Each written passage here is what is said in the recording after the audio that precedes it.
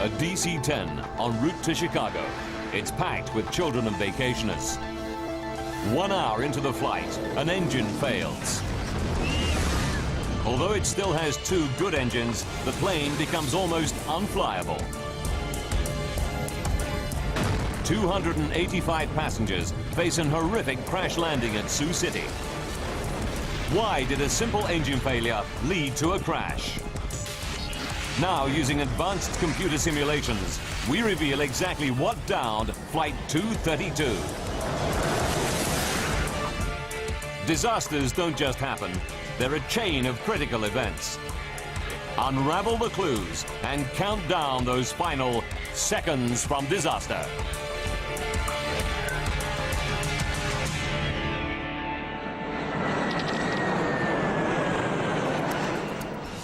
Colorado, Denver, Stapleton Airport, July 19th, 1989. Known as the gateway to the Rockies, Denver is the starting point for journeys all over the U.S. 1,300 planes take off from here every day, carrying over 75,000 passengers. It's the peak of the summer season, and Stapleton is packed with vacationers and business travelers.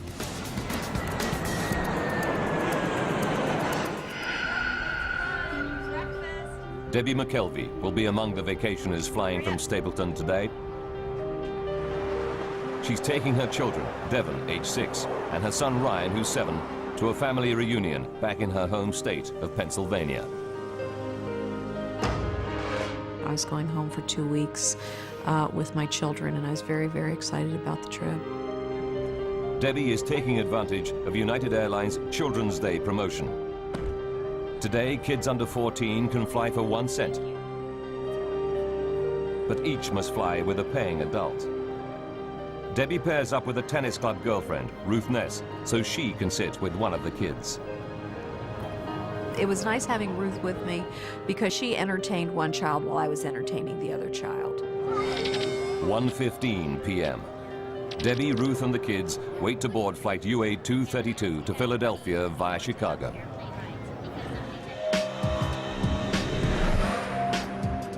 Commanding the flight is Captain Alfred C. Haynes. His cabin staff reported a minor electrical fault in the galley on the previous leg, but engineers have given it the all clear. Captain Haynes is a veteran pilot with 7,190 hours logged in the DC-10.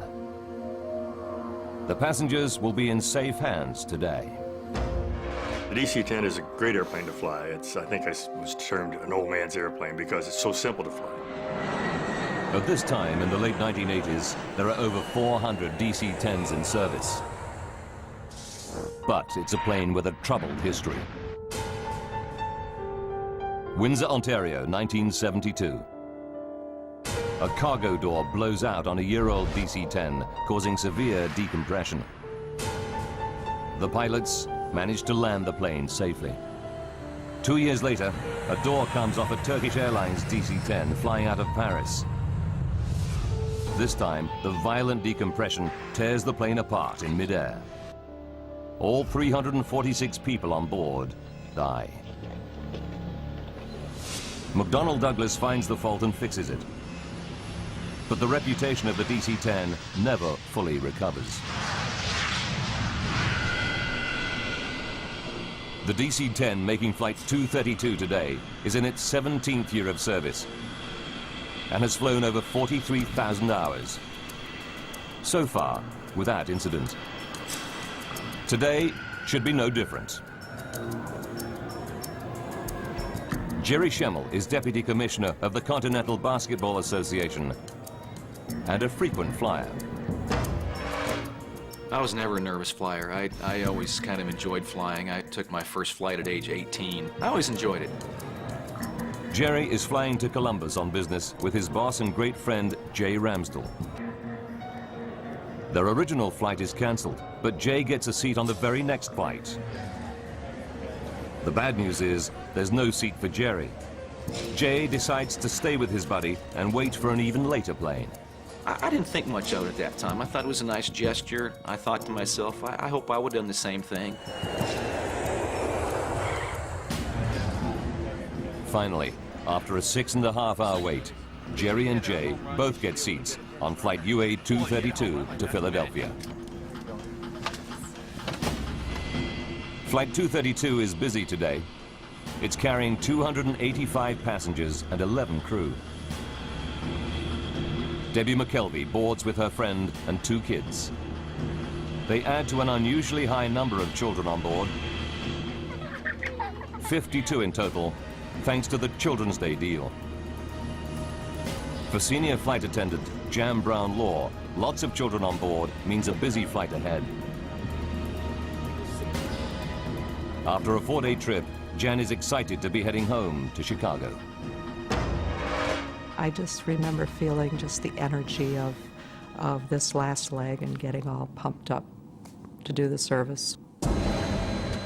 Captain Haynes, co-pilot Bill Records, and flight engineer Dudley Dvorak run through their pre-flight checks. They taxi out to the runway and await the takeoff clearance. At 2:09 p.m., the 3-engine jet flies out of Denver. The morning we left Denver, it was clear skies, beautiful day, nice smooth air, comfortable flight, just a routine flight. Debbie McKelvey sits with her son Ryan, while her friend Ruth is 1 row behind, looking after her daughter Devon. At 3:16 p.m., they're finishing their meal.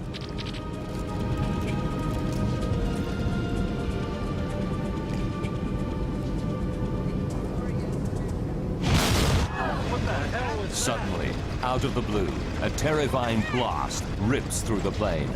The first thing I thought was a bomb has gone off. I really did. I thought someone had planted a bomb, it had been detonated, and we started to drop. The only way I can think to explain it, it's like if you're driving down a highway and you hit a pothole. Jan Brown Law fears it may be a breach in the plane's fuselage. I instinctively sat down on the floor and held on, not knowing if it were a decompression, that everything that isn't tied down securely is going to be sucked out. There's no sign of any visible damage inside the plane. But up in the cockpit, Captain Haynes scans the engine instruments and quickly realizes that his number 2 engine is malfunctioning. I've never had a jet engine fail in flight. Only in the flight simulator, never in flight. But this time, it's happening for real. 3:17 p.m. Captain Haynes' priority is to shut down the problem engine. He's not too worried. The DC-10 can fly comfortably on its remaining 2 wing-mounted engines. Haynes follows the shutdown procedure and cuts off fuel and power to the number 2 engine.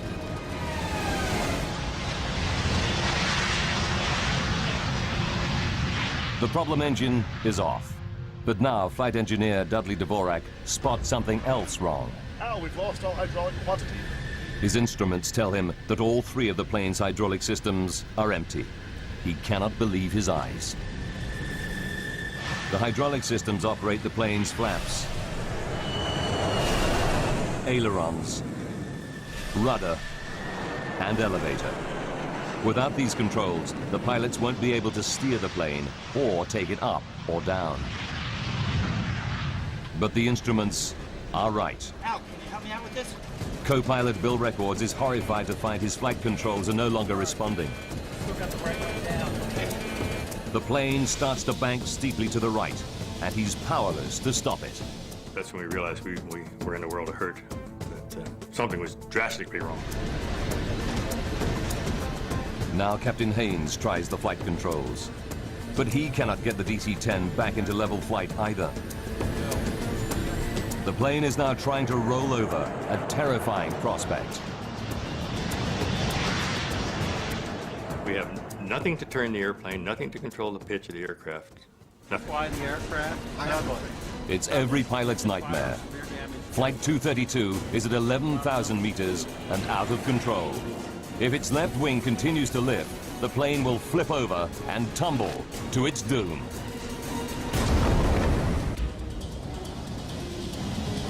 United Airlines Flight 232 is down to 2 engines. Worse still, the plane has lost all conventional flight controls. Despite everything that Captain Haynes tries, the plane seems bent on turning over.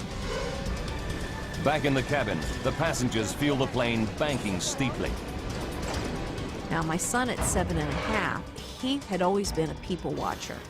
And he looked around and he said, something's not right here.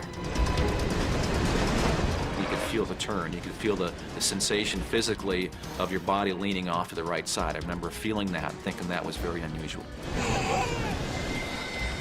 3:18 p.m. The left wing is so high that the plane is in an extremely steep bank. Al Haynes knows that within a few more seconds, it will roll over and tumble out of control. There is just one old aviator's trick left to him. If it fails, Flight 232 is doomed. The first reaction was to just close one throttle and push the other one up, see if maybe that would help. In a desperate bid to restore level flight, Haynes tries adjusting the relative power of the two wing engines. If the right engine runs faster, the airplane will bank left, and vice versa.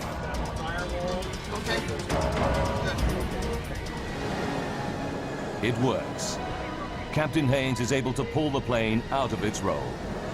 He still has no flight controls, but he regains a crude form of steering by using the throttles. But Haynes finds that he can only make right-hand turns. 3:20 p.m. Co-pilot Bill Records radios Minneapolis Air Route Traffic Control Center. 232 heavy. We've shut down engine. He reports the loss of flight controls and requests a flight path to the nearest airport. The pilots have no idea how they're going to land the crippled plane. Ladies and gentlemen, this is the captain. We've shut down the number 2 engine. Now Captain Haynes tells passengers that one engine has failed, but he doesn't mention the loss of flight controls. Chicago, but we may be just a Not all the passengers find his words reassuring. You could just feel a tenseness in the flight attendants. And that's when you kind of felt there's something not right here. Captain Haynes knows that time is running out. UA-232 is dropping at around 250 meters per minute. They need to attempt an emergency landing soon, before they lose height altogether. 3:22. Air traffic control informs the flight crew that their nearest runway is at Sioux Gateway. This is a small regional airport near the sleepy town of Sioux City, Iowa. 3:25 p.m. A quiet afternoon in a Sioux City fire station is about to get a whole lot busier. When Fire Chief Robert Hamilton hears an alert called in, he suspects something big. I've been in this business a long time, and you can kind of tell. You have almost a sixth sense, I guess. Within minutes, the fire chief's hunch is proved correct. UA-232 is heading right for his city. 9 fire trucks race out to their emergency positions on one of the runways. Now Captain Haynes and his crew have to work out how they're going to land the plane with barely any controls. Before they can make a plan, they hit another problem. The DC-10 starts to soar up and then down in a random, uncontrollable cycle. For the pilots, it's like riding a roller coaster through the sky.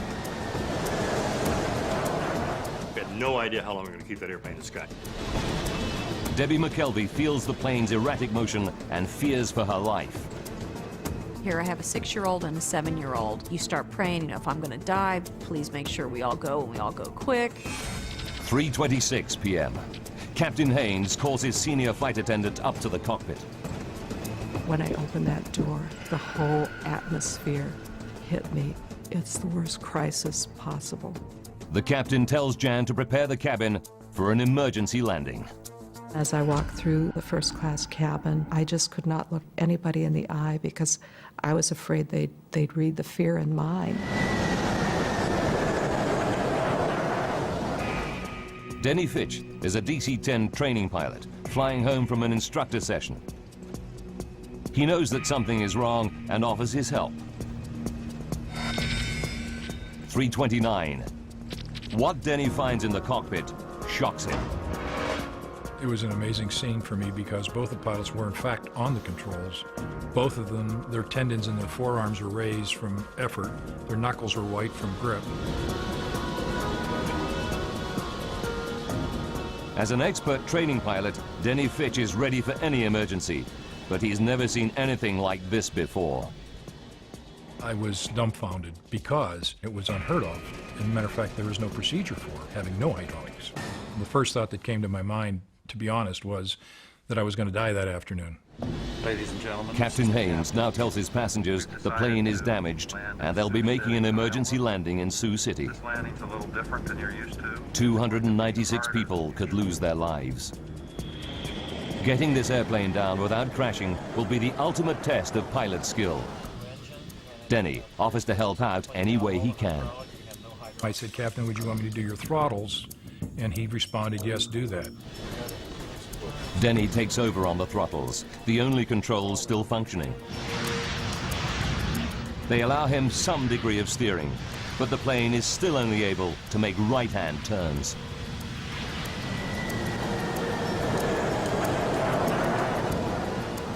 As far as I'm concerned, he's now the fourth member of the crew because he was willing to step in there and help us any way he could. 3:48. The DC-10 is now 12 minutes from Sioux City Airport, and they're running out of altitude. It's time for the pilots to face an almost unthinkable prospect. In a few minutes, they must attempt to land a 165-ton jet without proper flight controls. The lives of 285 passengers are in their hands.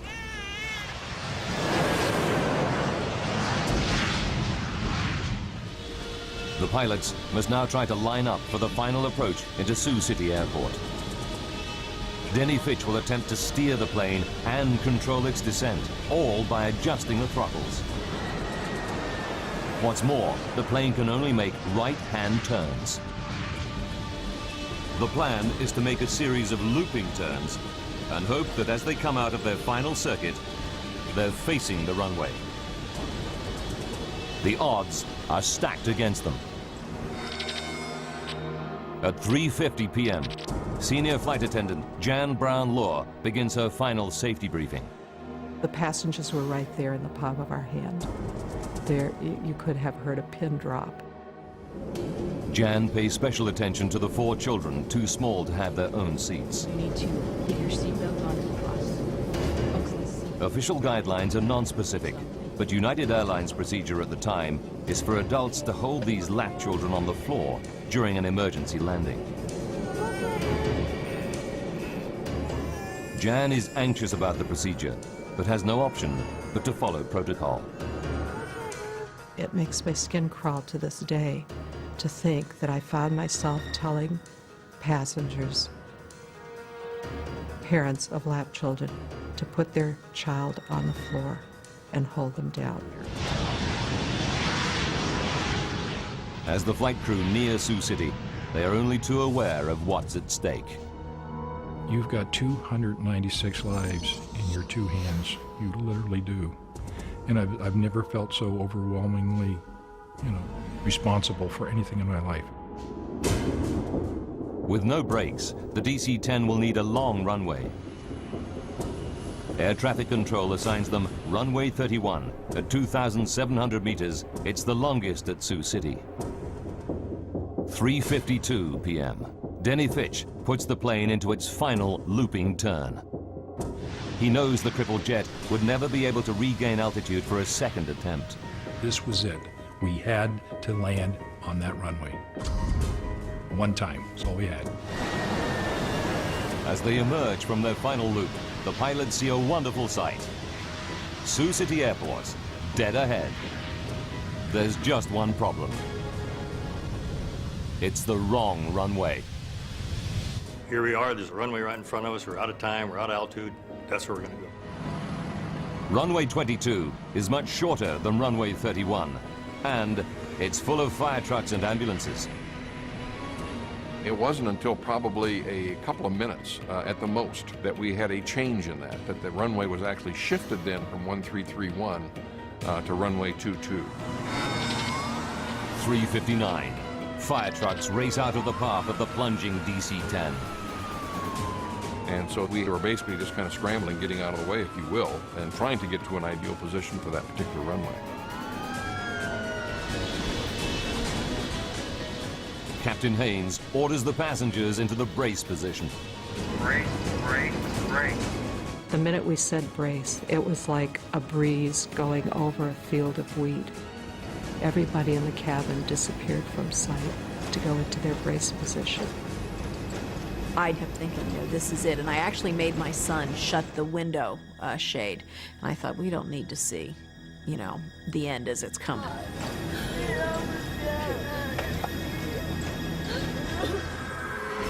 As the pilots desperately try to line up the airplane with the runway, they realize they're still coming in at 400 kilometers per hour, around 150 kilometers per hour faster than normal. But with no control of the flaps, they cannot slow the descent. The alarm sounds from the ground proximity warning system. They're descending too rapidly. The plane is plunging at 560 meters per minute, over 6 times the normal rate.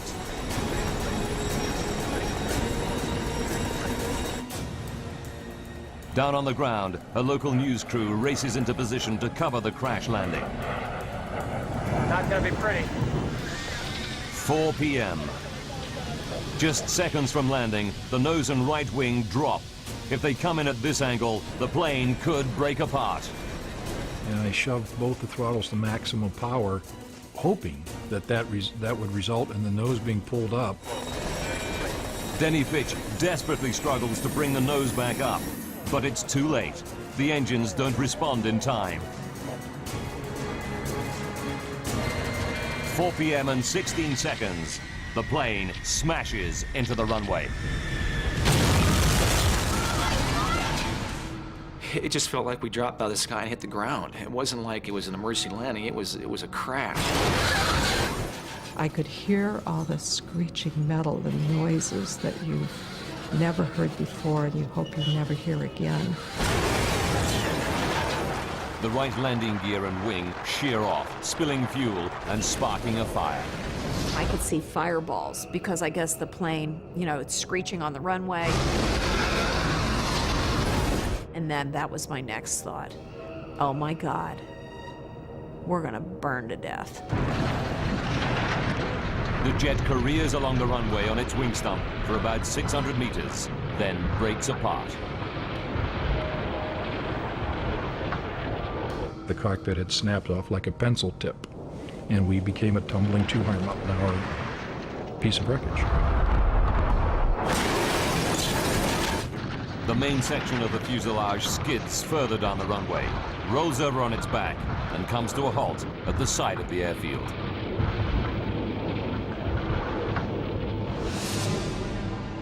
The plane is split into 3 main pieces: cockpit, tail section, and middle passenger section. Dozens of surviving passengers flee the burning cabin. Fire trucks and ambulances race to help them. Emergency workers arrive to an horrific scene of dead and injured passengers.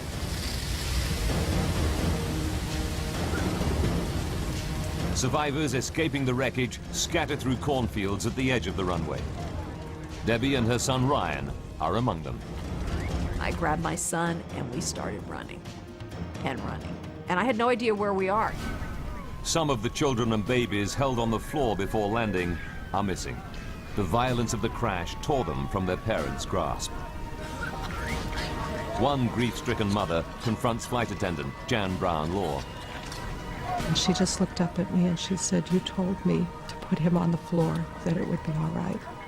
And I thought, I'm going to live with those words for the rest of my life. The child, 23-month-old Evan Zhao, tragically died in the burning jet. In the chaos of the crash, Debbie McKelvey and her son Ryan managed to get out of the wreck, but she can't see 6-year-old daughter Devon anywhere. So then you start really thinking, why didn't I have both of them? And it's just a horrible, horrible sinking feeling. Jerry Schemmel escaped the cabin unhurt. But now he hears a baby's cries. Despite the choking fumes, he ventures back inside the burning aircraft. I didn't think if I go back in, the thing will explode or I might not find my way back out. I just reacted. I heard the cries of baby, and the next thing I know, I'm back inside the aircraft. As the central cabin section burns, it starts to fill with toxic fumes. Smoke like this can kill in minutes. Parents like Debbie McKelvey fear that their missing children could still be somewhere inside the blazing jet. Flight 232 crashes at Sioux City Airport and lies in a smoking ruin at the edge of the runway. Survivors flee the crashed airliner, but a baby's cries draw passenger Jerry Schemmel back inside. So I finally got right over top of the crying, and I'm feeling around, and there's a baby stuck inside this overhead bin. I just grabbed the baby with one arm and scooped her out of a hole. I got back on my feet, found the opening, just kind of aimed for the sunlight, and shot out the plane the second time. Jerry's actions probably saved the baby's life. But Debbie McKelvey is desperate. She fears her daughter and friend have not survived the crash. Then, suddenly, she spots a face. It's her 6-year-old daughter, Devon, emerging from the smoke. It was the absolute best feeling because she was there and she was okay. While passengers flee the wreckage, Captain Haynes and the flight crew are trapped in the cockpit. The plane's nose has buried itself into the soft earth beside the runway. It's the last place the rescuers reach. They have to use a forklift and cutting equipment to get through the twisted wreckage. It takes 30 minutes to reach the pilots. At 5 p.m., rescuers pull out all 4 pilots, seriously injured, but alive. I remember the pat on my chest, and his words to me were, "You're okay, buddy, I'm here, I got you, you're gonna be okay." And I felt this tremendous relief. The flaming wreck of UA-232 burns for over 2 hours. 9 helicopters and 34 ambulances evacuate survivors. Jerry Schemmel's thoughts turn to his buddy, Jay, whom he lost sight of in the crash. Jerry hopes that he might have made it, but as time goes by, he loses all hope. I had a pretty good hunch 8 hours after the crash, when he didn't show up anywhere, that he wasn't a survivor. Jay Ramsdell is one of 111 passengers who lose their lives in the crash. 1 flight attendant is also killed. 11 children are among the dead. Remarkably, 184 people survived the Sioux City crash. But for the pilots of Flight 232, any number of deaths is a tragedy. Training pilot Denny Fitch learns how many died when his wife visits him in hospital.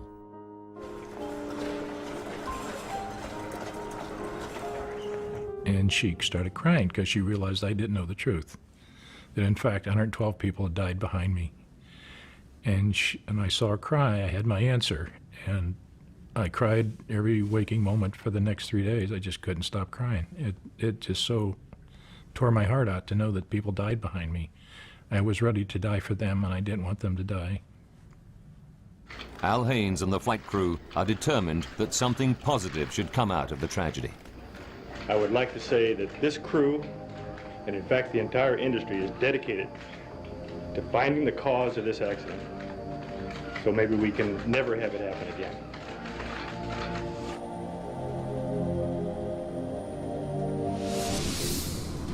The National Transportation Safety Board, or NTSB, dispatches an investigation team to Sioux City. With 427 DC-10s still in service all around the world, they need to find out what happened to the plane, and quickly. Frank Hildrup leads the team analyzing the aircraft structure. There's a lot of apprehension and anxiety, of course, that we always go into these things with, and I was fairly new at the time. I had not been with the agency but for about 9 months. Hildrup and the NTSB team arrive in Iowa 9 hours after the crash and get straight down to work. The investigators' first priority is to try to recover every piece of the wreckage so that they can reassemble the aircraft. It's a mammoth task. It was such an immense accident scene that we just knew we had a long investigation ahead of ourselves. The crash scatters thousands of fragments of debris over a distance of 1 kilometer. Emergency services and the National Guard mobilize hundreds of personnel. They scour every square meter of land around the runway. The tiniest component might tell them what triggered the crash. As investigator Jim Wildey knows only too well. If you want to understand how the airplane came apart, if you want to understand the interrelationships of various pieces, it is very useful sometimes to put the structure back together. Investigators interview the 4 pilots to explore the bizarre loss of controls they reported during the flight.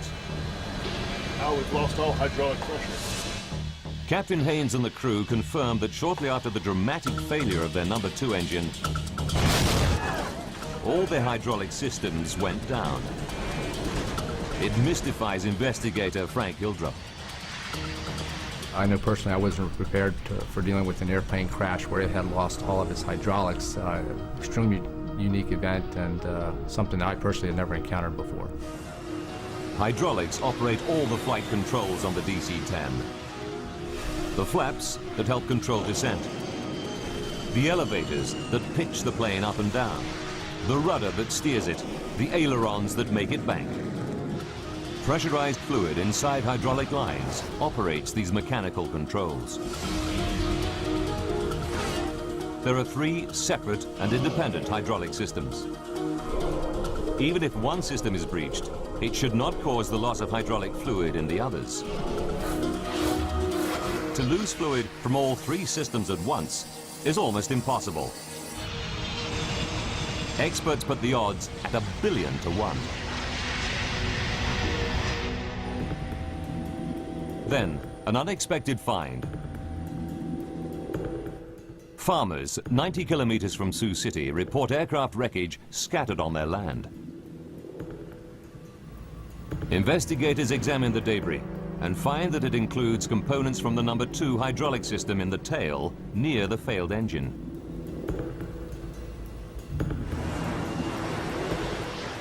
The team can calculate from the plane's flight path exactly when these parts fell. They discover it happened at 3:16 p.m., the same moment as the loud bang and the engine failure. What happened?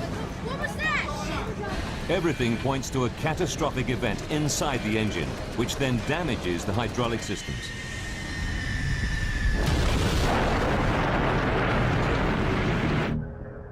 They go back to the wrecked plane and examine every millimeter of its hydraulic lines. It's a painstaking process, but it pays off. They find puncture holes in the pressure lines of the plane's other 2 hydraulic systems, and the holes in both sets of pressure lines are near the failed engine. We determined that all the 3 hydraulic systems had been breached, and that's why the hydraulic fluid was lost, and they lost the ability to really control the airplane. It's incredible, but true. Something did put all 3 hydraulic systems out of action at exactly the same moment.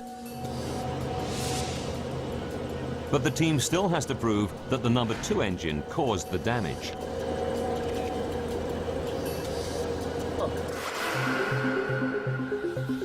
They inspect the puncture holes with a scanning electron microscope and find minute traces of titanium. Titanium is used for critical airplane parts because it's tough, yet very light.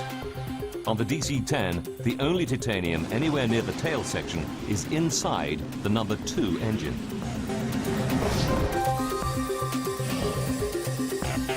And when NTSB engineers reconstruct the DC-10's number 2 engine, a new clue confirms the team's theory.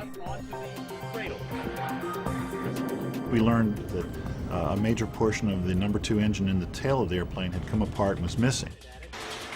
The missing part is the fan disc. the massive central hub of the engine's fan assembly. It's made of titanium. Investigators are starting to get a picture of what caused the bizarre loss of controls aboard flight UA-232. 44 minutes from disaster. The loud bang that crew and passengers hear is the 170-kilogram fan disc fracturing.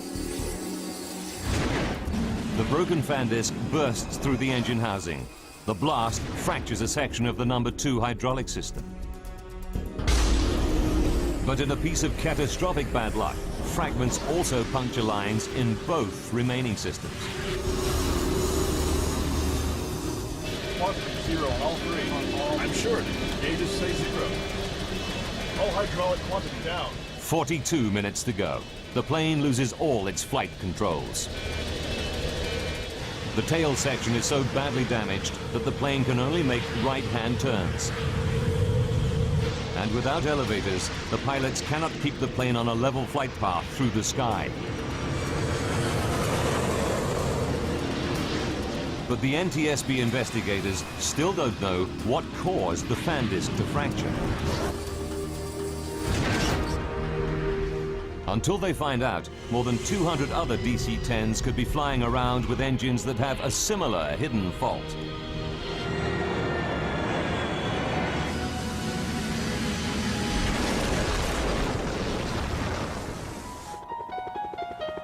They must locate and examine the missing pieces of fan disc.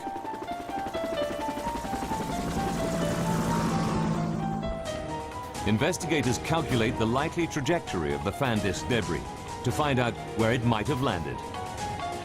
They narrow it down to a tract of Iowa corn belt 36 square kilometers in size. I would consider the search for that fan disc certainly a needle in a haystack type of effort. Investigators pull out all the stops to find the missing fan disc. They scour the area with 4 helicopters, but find that the 3-meter-high cornstalks conceal everything on the ground. They even deploy infrared cameras to try to locate the pieces. But after weeks of searching, they draw a blank. General Electric, the engine manufacturer, offers members of the public a large reward for the missing fan disc.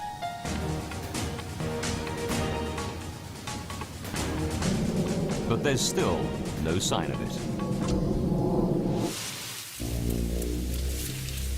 2 months go by, and harvest time comes around.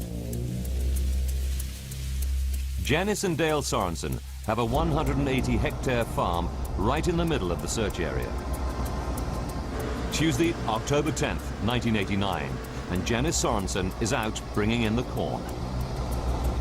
As I was combining, I felt a little resistance on the front of the combine, and I backed it up and then put it in neutral and got out and looked, and I knew immediately that this was the piece they were looking for. It's a massive chunk of debris, half buried in the earth. Teams from General Electric and the NTSB race to the Sorensen farm.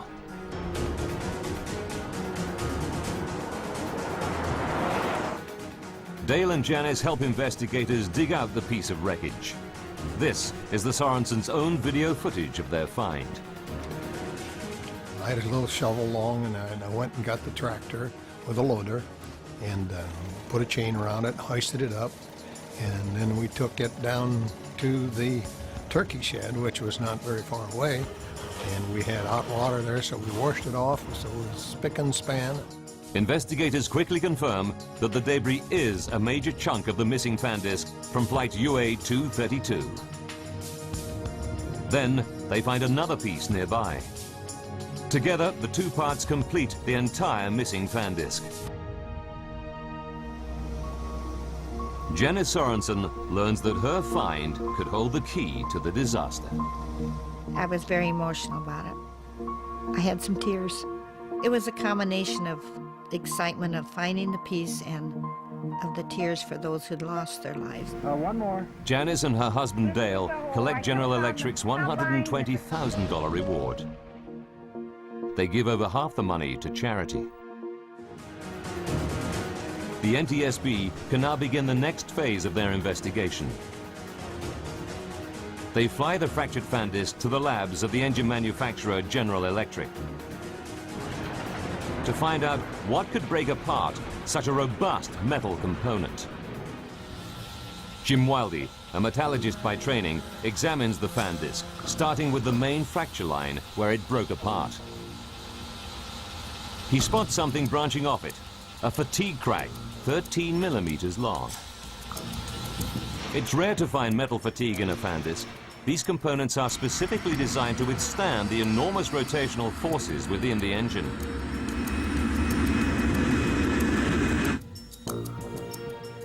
Then, at the base of the fatigue crack, Wildey sees a tiny cavity. The size of it was, maximum in any one direction was about 50 thousandths of an inch. As he scans the cavity more closely, he sees that the metal around it looks discolored. He takes a sample from this suspect area for testing.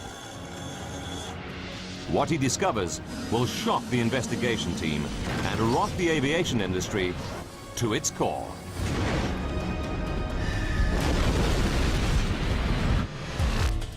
Investigator Jim Wildey examines a tiny cavity in the fractured fan disc from flight UA-232. What he finds stuns him. Around the cavity, there is an impurity in the titanium alloy. It's called a hard alpha inclusion, a brittle defect smaller than a fingernail. Analysis reveals that it was caused by excess nitrogen during the forging of the metal ingot. The fan disc in the DC-10 was made from titanium that harbored a fatal hidden defect. It's the final piece of the puzzle. The NTSB team can now put together the chain of events that left the passengers and crew of flight UA-232 seconds from disaster.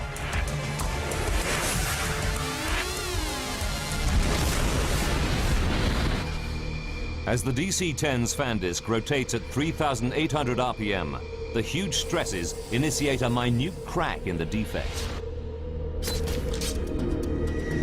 With every flight, it grows fractionally bigger. July 19th, 1989, 44 minutes from disaster. The fan disc has been in service for 15,503 flights over 17 years. The crack reaches 13 millimeters in length. The faulty fan disc can no longer cope with the stresses imposed by its rotation. It shears in two. The damage it causes makes the DC-10 virtually unflyable. For the next 40 minutes, the pilots struggle to control the plane.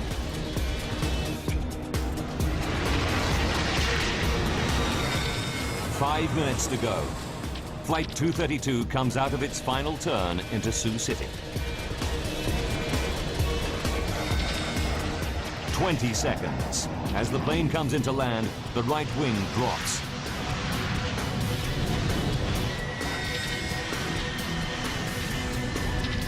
Disaster strikes. The right wingtip hits the ground, and the DC-10 careers down the runway.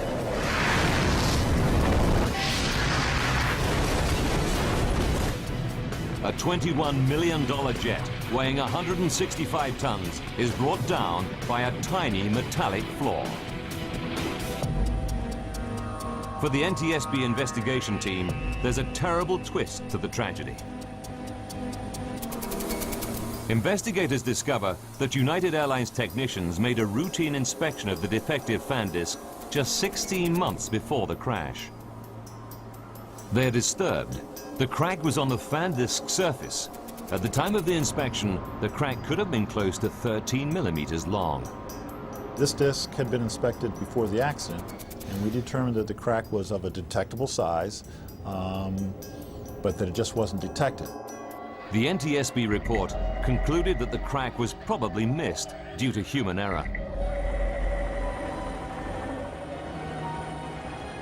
The report accepted that United Airlines inspection procedures complied with regulations and were up to industry standard, and cited human factors as an industry-wide problem in engine inspection. In the wake of the Sioux City disaster, the Federal Aviation Authority upgraded engine inspection procedures. The FAA also demanded changes to the DC-10's hydraulic systems. Airlines were required to add shut-off valves to limit the amount of fluid that can drain from a breach in hydraulic lines. But today, lap children are still allowed to remain unrestrained during emergency landings.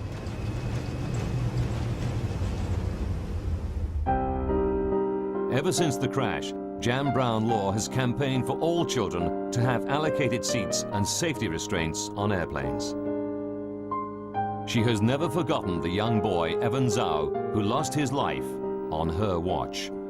Evan would be 17 years old today had he been in a seat. Denny Fitch, Al Haynes, and the other crew members received industry awards for their extraordinary professionalism and valor. Jerry Schemmel, who now has children of his own, will never forget the debt he owes the pilots. I've thought about those guys every day for 16 years. I don't think we could have been equipped with a better cockpit crew than what we had. The safety measures triggered by the Sioux City crash transformed aviation safety, not just on the DC-10, but on all passenger airliners. The new rules should ensure that such a bizarre and devastating accident can never happen again.